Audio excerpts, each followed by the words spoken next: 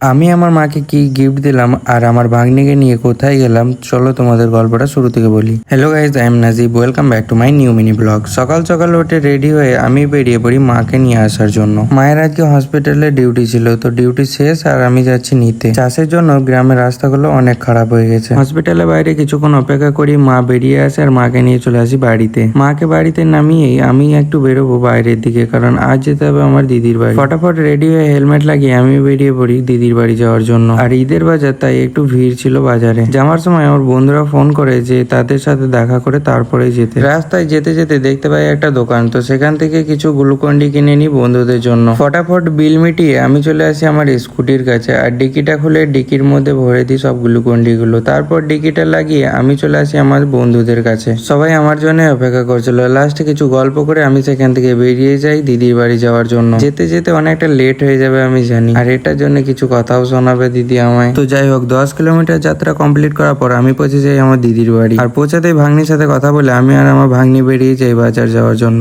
আমি আমার ভাগ্নিকে নিয়ে চলে আসি স্টাইল বাজারে। আর বাড়িতে কেউ জানে না যে তার জন্য আমি ঈদের ড্রেস কিনতে এসেছি। ফাইনালি তার এই জামাটা পছন্দ হয়, আর তার সাথে সে বেল্ট আর কিছু রাবার ব্যান্ড সাথে ব্রেসলেট নিয়ে নেয়। বিল মেটানো হয়ে গেলে আমরা বেরিয়ে যাই ওখান থেকে। আর যাওয়ার সময় কিছু ফল কিনে নিয়ে চলে যাই আমার দিদির বাড়ি। খাওয়া দাওয়া করে রেস্ট নিয়ে বিকেলে বেরিয়ে যাই বাড়ি আসার জন্য। আসার পথে চলে আসি একটা জুয়েলারি দোকানে, যেখান থেকে আমার মায়ের জন্য একটা জিনিস নেবো আমি। আর এই ভিডিওটা অলরেডি আপলোড করা হয়ে গেছে আমার পেজে, তো তোমরা চাইলে দেখতে পারো। আর আসার সময় প্রচুর মেঘ করেছিল, তারপর ফটাফট বাইক চালিয়ে আমি চলে আসি বাড়ি। আর মাকে এসে গিফটটা দিলে মা অনেক খুশি হয়। আর আজকের মতো ব্লগটা এত দূরই, দেখা হচ্ছে নেক্সট ব্লগে। টাটা।